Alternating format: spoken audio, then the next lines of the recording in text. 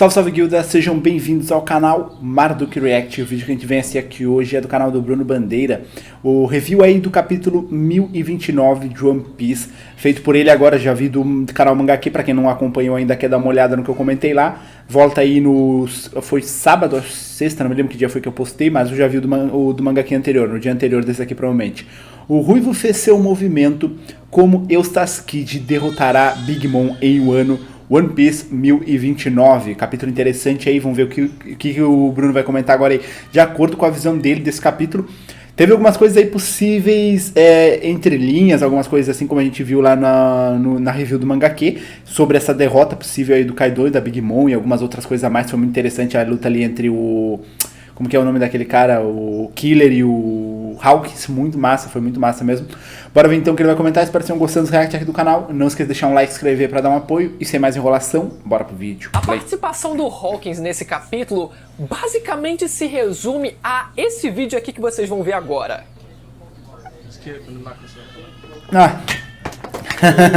Oh my gosh! Mas foi muito engraçado quando foi mostrar a luta ali do Killer contra o Hawkins já começou na parede.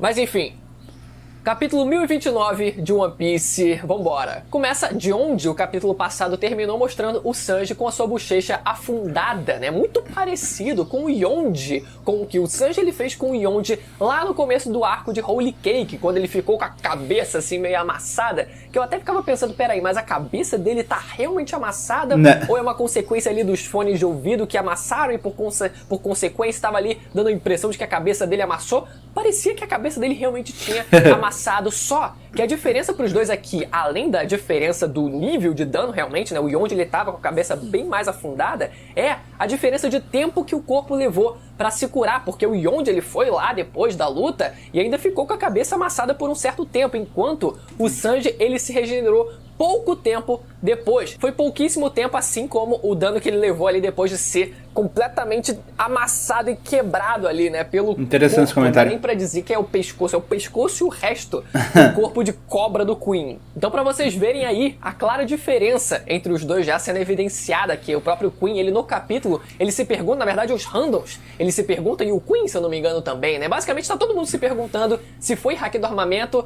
e eles dizem que não foi, não teria como ser, e mesmo, caraca, mesmo que fosse hack do armamento, ainda seria surpreendente que ele tivesse resistido a esse golpe. E ele lembra, o Queen ele lembra do Judge dizendo no passado que queria criar humanos com maior força física, resistência, fator de cura acelerado e também com o coração de gelo. O interessante aí também foi que mostrou que o Queen ele tava mais curioso pra ver o que o Sanji podia fazer do que tipo com medo ou surpreso, sabe, com a situação, porque quebrou a espada dele no ataque ali, não tava sofrendo danos consideráveis pra nada, então tipo, era o suficiente pra qualquer aí inimigo numa luta ficar com medo do que tá rolando ou ficar impressionado, e o Queen tava tipo, vem pra cima que eu quero ver até onde tu pode ir. Obviamente o Queen ele ia lembrar do Judge nessa hora e claramente ele não vai ter como superar essa batalha científica, né, dele querer desafiar ali o experimento científico do Judge, até por uma questão de orgulho, muito mais do que todo o contexto geral da guerra de Wano. Enfim, aquele momento pra ele é uma questão de orgulho, vencer ali cientificamente a tecnologia que o Judge ele conseguiu criar, e ele não vai conseguir fazer isso, obviamente, no fim das contas ele vai acabar perdendo. Só que uma coisa interessante sobre o Sanji ele ter adquirido esse nível de resistência é que talvez não tenha sido só pelo fato do despertar das suas habilidades, porque se vocês repararem no capítulo anterior, foi quando ele teve, né, o corpo dele todo triturado. Você vê que ele foi realmente todo triturado, só que depois, quando ele conseguiu se regenerar, é que ele levou a espadada e nada aconteceu com ele, ou quase nada aconteceu com ele. Então eu acredito que, além do fato dele ter despertado esses genes, ele estar despertando esse nível elevado de resistência, talvez, assim como acontece na vida real, os ossos dele, depois de terem sido triturados e remontados ali, né, regenerados, eles tenham calcificado de uma forma mais resistente, assim como fazem, né, pelo menos eu ouço dizerem que fazem, né, quando o pessoal luta Muay Thai ali pra conseguir uma resistência maior na canela ali, ó, ficar treinando levar porrada na canela pra assim a canela enrijecer melhor, calcificar melhor, e talvez tenha sido isso que aconteceu nessa hora. Ele não tinha a resistência, aquela resistência ali de imediato, mas quando depois dele ter sido todo ali, ó, desestruturado, todo quebrado e se remontado, os ossos dele naquele momento já tenham evoluído para um nível acima. E por isso que eu acho interessante o comentário, mas é muito acima, entendeu? Tipo, uma calcificação só fazer com que uma espada quebre no ataque e ele não sinta nada, é muito, tá ligado? Isso abriria brecha pra, sei lá, cada osso quebrado, então ele vai ficar mais forte daqui a pouco, então ele nada mais pode ferir o Sanji, tá ligado? Nenhum ataque mais forte de, sei lá, 2 Yonkous junto feriria o Sanji, porque daqui a pouco os ossos dele vão estar resistentes o suficiente pra aguentar de tanto que foi o aumento, entende? Então acho que não, assim, é interessante essa forma de pensar, se o Oda colocasse de uma forma, sei lá, nerfada ou de alguma quantidade, seria interessante, mas eu não acho que seja realmente, porque, sei lá, ficaria muito apelão se isso não tivesse um limite, porque se cada osso quebrado ele aumenta dessa diferença que ele aumentou, tá louco. Logo depois, ele levou a espadada ali, ó, na cabeça, no pescoço, e nada aconteceu com ele. E agora a gente se pergunta quais habilidades que ele pode vir ainda a despertar, que eu particularmente não acho que ele vai despertar nada muito diferente de uma habilidade, por exemplo, que envolva a própria técnica de fogo dele, né? Senão o Oda ele teria que explicar que foi introduzido um outro gene de alguma outra raça no corpo dele que até hoje ele não conseguiu, não aprendeu a usar. Enfim, eu acho que seria um pouco mais... ia fugir muito do que é primordialmente a habilidade do Sanji, que é a habilidade de fogo dele, né? Até muito inato, né? Faz muito parte dele essa habilidade desde antes do Sanji. Então não acho que vai fugir disso, eu acho que ele realmente vai conseguir aprimorar essas habilidades de fogo dele. E eu digo mais, algumas pessoas aí estão cogitando que talvez ele passe a despertar as chamas azuis, as famosas chamas azuis, assim como o Sabo, que vai despertar as chamas azuis para conseguir queimar até mesmo o Akainu. Eu digo mais, o Sanji é capaz até mesmo de conseguir alcançar as chamas brancas, um nível de temperatura acima das chamas azuis, assim como, por exemplo, as anãs brancas, né, os planetas, as estrelas, enfim, as estrelas, anãs brancas que possuem uma temperatura tão elevada que conseguem até gerar uma luz branca. Fica aí a dica. Até porque, se vocês repararem o formato de alguns dos golpes mais poderosos do Sanji, eles têm um formato ali, ó, de estrela. Fica aí a dica mais uma vez. E a segunda coisa que eu espero isso mais pro sábado. Espero isso mais pro sábado. Já ia falar sábado de novo, velho. Eu espero isso mais para o sábado do que para o Sanji, dizendo a real. Mas o Sanji também seria interessante ter uma evolução assim. Mas eu também espero, como eu falei, mais pro sábado. Acho que o Sanji já tá ganhando uns power-up aí bem legais pra esse tipo de coisa. E outra coisa, ele tava fugindo com medo, né, dele perder ali os sentimentos dele quando ele desenvolvesse essas habilidades de família. Então ele tava fugindo pra não continuar isso, pra entender um pouco melhor. Mas eu acho que, como normal por ele ser um personagem que é dos principais aí, do principal grupo do anime, ele vai ser tipo aquela parada de, nele não vai afetar esse negócio de perder o sentimento, eu acredito. Porque, sei lá, ele conseguiu o estágio perfeito do que a família dele queria, quando nenhum outro conseguiu, por isso que eles perderam o sentimento. Alguma coisa assim, tá ligado? O que falta nele é poder de destruição. É isso que falta no Sanji há muito tempo, né? Você vê o Zoro lá, cortando o chifraço de Onigashima com a distância absurda. Cara, o que tá faltando no Sanji também é isso. É mandar um ranqueaco de fogo assim, ó, e rasgar a Red Line. Talvez... eu acho que é interessante essa ideia de faltar poder de fogo, mas pode ser que o Oda foque em outra coisa no Sanji. Já que o Sanji se mostrou muito resistente, talvez o Sanji seja o personagem com poder de defesa acima do normal, em vez do poder de ataque acima do normal. Até porque os ataques dele não são fracos, ele só não tem o mesmo nível destrutivo, aparentemente, que alguns outros na tripulação, mas não são ataques fracos. E só o nível natural dele, a resistência, aumentando, esses ataques já vão também fortificar um pouco mais, e a defesa dele vai ser, tipo, além de qualquer um ali dentro dessa tripulação. Pra ele ter, talvez, o próprio destaque, entendeu, dele. Talvez eu acredite que possa acontecer algo dessa forma. Eu tenho me empolgado um pouco, mas eu tô certo. Até se encaixaria melhor entre o trio deles, tá ligado? Que, tipo, o trio monstro é criado por nós aqui, mas, de qualquer forma, tem um certo trio ali, que é o Zoro, o Sanji e o Luffy.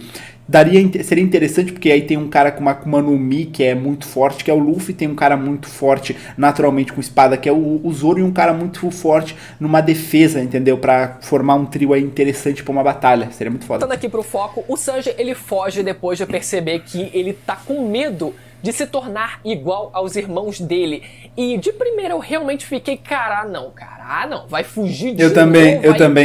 Aí vai outra maratona até eles se reencontrarem pra ter a finalização. Cara, não, fica aí, pelo amor de Deus, não corre pra muito longe não, senão é outra maratona. Mas eu acho que foi compreensível o fato dele ter tentado fugir ali, né? Porque ele realmente, cara, no contexto da coisa, não foi uma fuga barata. Ele realmente não quer se tornar igual aos irmãos dele. Ele não quer se tornar um androide, um robô, uma máquina de matar. Ele não quer perder as emoções dele. E ele não sabe o que tá acontecendo realmente com ele. Eu fiquei meio triste disso acontecer, mas eu também acho que faz sentido. Então, assim, faz sentido. Só espero que ele não corra pra muito longe. Inclusive, na fuga dele, os Randoms atiram na cabeça dele, diferente do final de Whole Cake. Como eu falei, ó, está no passado, esquece isso. Está no passado agora, aqueles randoms dando tirinho nele e ele sofrendo dano com aqueles tirinhos de random. Agora, meu amigo, nada acontece. O máximo que acontece é como se estivesse jogando ali uma pedrinha na cabeça dele. Pô, a pedrinha também machuca, mas dói, né? pra ele, pra proporção do nível de força dele, só uma pedrinha de leve. Um pedaço de milho. Então a segunda parte do capítulo é o Kid e o Law contra a Big Mom e todo o plot com o Killer. Vamos lá, galera. Começando com o Kid lá no chão, com dores de cabeça. Cara, eu fico impressionado. O cara, ele, tipo assim, ele tem um médico do lado dele. Ele fala, oh, caraca, mano. Dor de cabeça da porra. Ô, tu não é médico, não? Receita uma aspirina aí pra mim, cara. Pelo amor de Deus. E nessa hora, a Big Mom, prestes a usar o seu Napoleão, a sua espada, o Napoleão, junto da Era, para unir aí o poder da espada dela com eletricidade, se ela já não tinha feito isso antes, né? Se ela já não tinha golpeado o Kid várias e várias vezes antes daquele momento e só estivesse continuando a aplicar esse golpe. Ainda acredito nessa possibilidade. É porque ele tá bem acabado, né? No chão, mas ainda assim ela vai lá e se prepara pra isso, enquanto o Law, ele vai pra cima dela e dá um counter choque bem ali, ó. Bem aqui, ó. Bem aqui na maçãzinha da bochecha. Plau! Só que, cara, esse é o meu golpe favorito. O meu segundo golpe favorito dá pra dizer que seria o Gamma Knife. Cara, eu não sei se eu não me lembro se o Kid ele pode ouvir a voz de todas as coisas. Não me lembro, mas essa parada, na hora que eu tava vendo lá, eu lembro que quando eu tava lendo e ele tava pulsa da cabeça dele, né? Eu fiquei pensando, será que isso não tem alguma ligação com a voz de todas as coisas e a dor que ele tá sentindo, alguma coisa assim?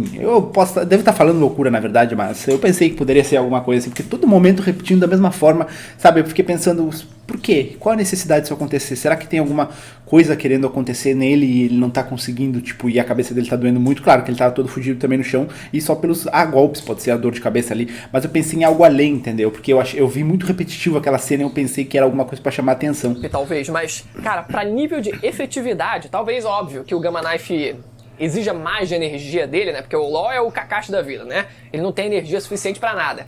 Então, cara, mas ainda assim, quando você tá falando de Yonkou nível Big Mom e Kaido, que tem ali, ó, um físico muito elevado, é só Gamma Knife. Meu amigo, Counter Shock não vai fazer nada, vai só distrair ali por 2 segundos, tanto que foi isso que aconteceu, sabe? Só distraiu por um leve momentinho, só deu uma distraçãozinha. O negócio é Gamma Knife, aí ó, passando, rasgando ela inteira por dentro, meu amigo. É isso que você tem que fazer, é só Gamma Knife. Eu espero que ele ainda faça isso, pelo menos. E o Prometheus, em seguida, atravessando o Law inteiro, né? Tá engolindo, um canhão de fogo, assim, passando por ele. Cara, é incrível. O Law, ele tá sempre com a barra de vida dele no crítico. Ele começa o arco, acontece um bagulho com ele já tá no crítico. A barra de vida dele só fica ali tentando manter, sabe? Tentando se regenerar e não consegue. Tá sempre no crítico, sempre no limiar da vida. E com isso, a Big Mom gira no ar, gira no ar e esmaga o Kid com a espada dela. Pau! Em cima dele, assim, cara. E o Kid ainda consegue resistir. Tipo assim, ele como não tá morto, né? Cagado, já tô, blau! Sendo esmagado de costas assim, ó. Só faltou o Kid falar, obrigado aí pela massagem. E depois corta pro Killer contra o Hawkins, que é a principal parte desse capítulo, com a finalização da luta. Começando com o Hawkins ali, né? Batendo a cabeça na parede. Bau! Que nem o videozinho que eu mostrei. Vou mostrar outro vídeo pra vocês.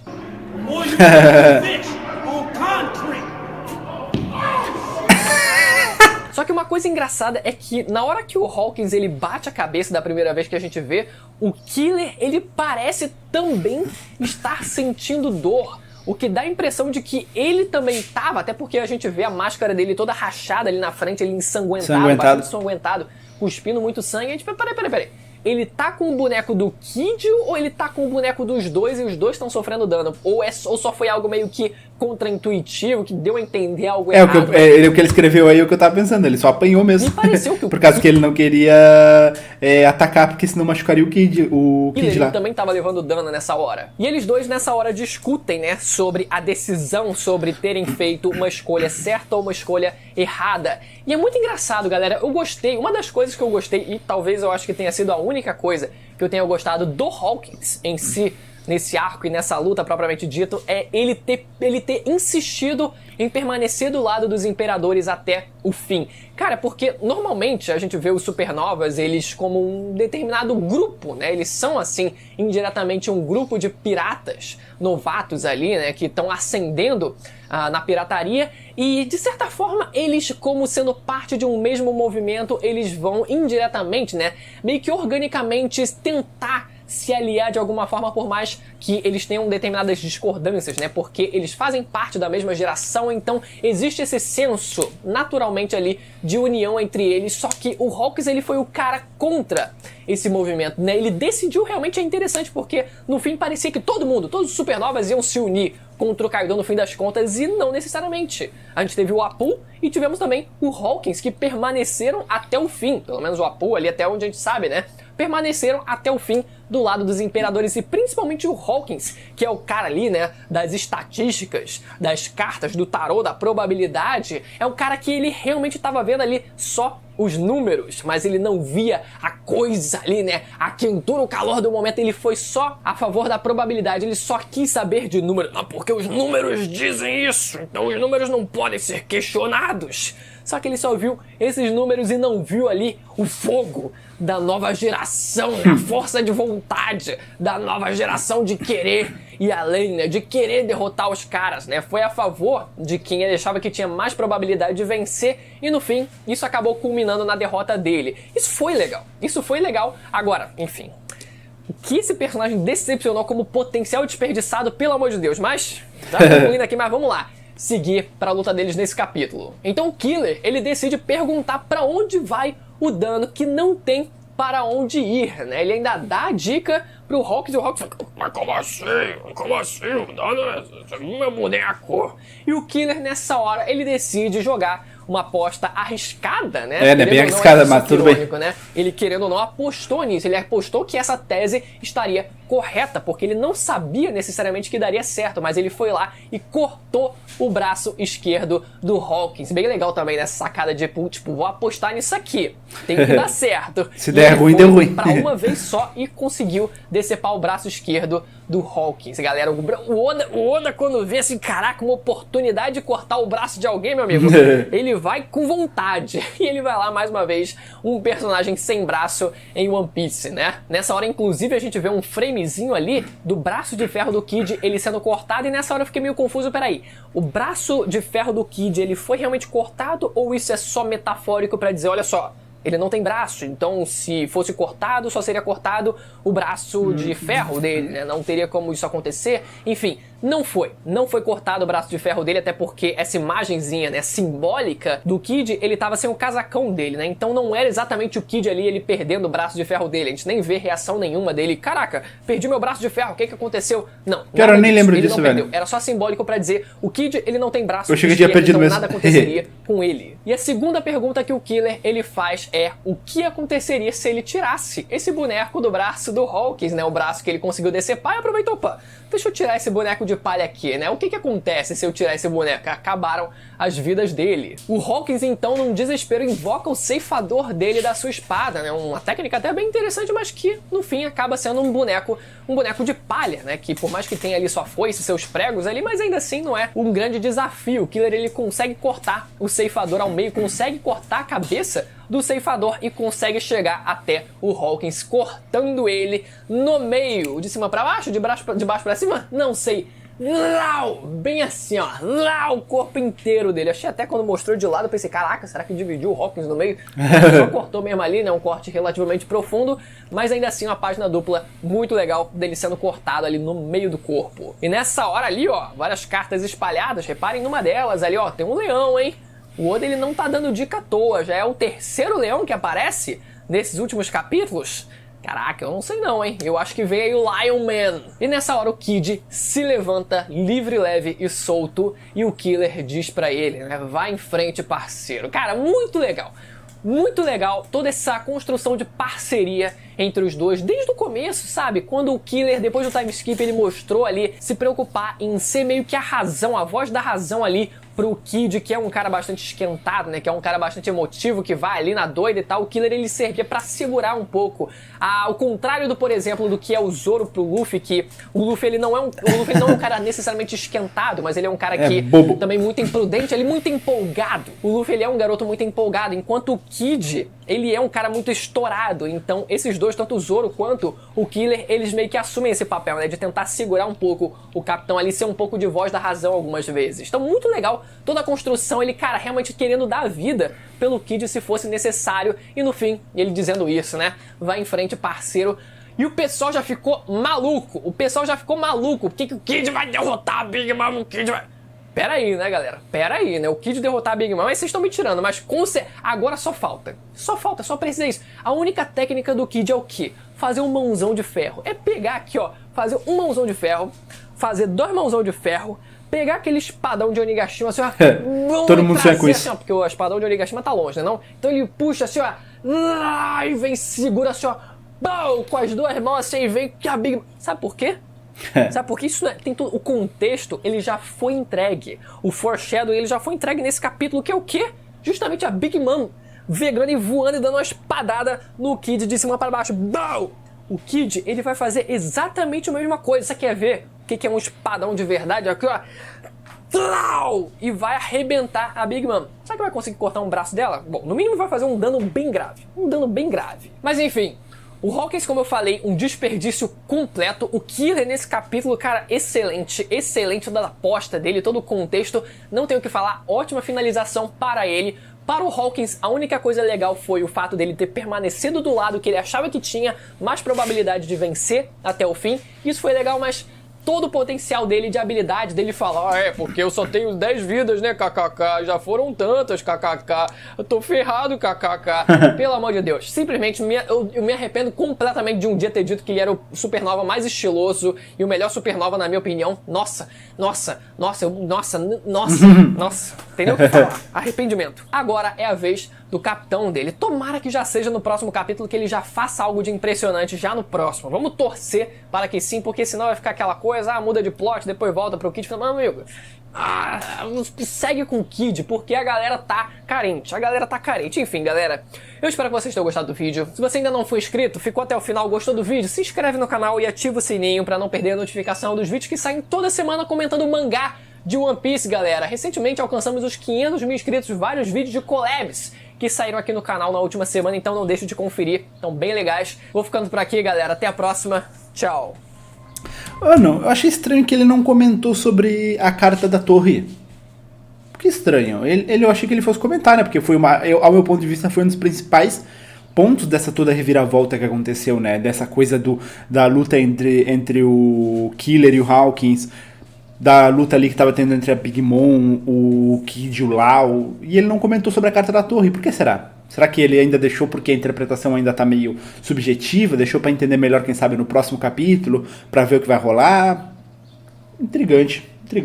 Bom, galera, mas isso aí, espero que vocês tenham gostado. Capítulo muito bom. Vamos ver aí o vídeo do Bruno. Só não sei porque faltou essa parte da carta realmente da torre. Eu acho que é uma parte bem importante que ele poderia ter comentado a possível significação dessa carta, porque ele comentou até de uma carta que caiu no chão, mas ele não comentou sobre essa parte da torre, né, essa mudança. Ele comentou em alguns momentos, lógico, sobre a reviravolta dele sempre, do Hawkins sempre confiar nas probabilidades e isso mudar, ele não esperar, mas qual mudança, entendeu? Ele não comentou nada sobre sobre isso. Bom, espero que tenham gostado. Comentem aí qual mudança vocês acham que vai gerar essa carta. Não sei se no vídeo do canal Mangá aqui eu pedi pra vocês comentarem, mas comentem aí então qual mudança vocês acham que aconteceu, o que vai rolar agora com essa mudança dessa carta da torre sendo retirada, com a mudança do futuro, por que também que isso aconteceu. Espero que tenham gostado do meu react. Não esqueça de deixar um like, se inscrever pra dar um apoio e até a próxima. Falou!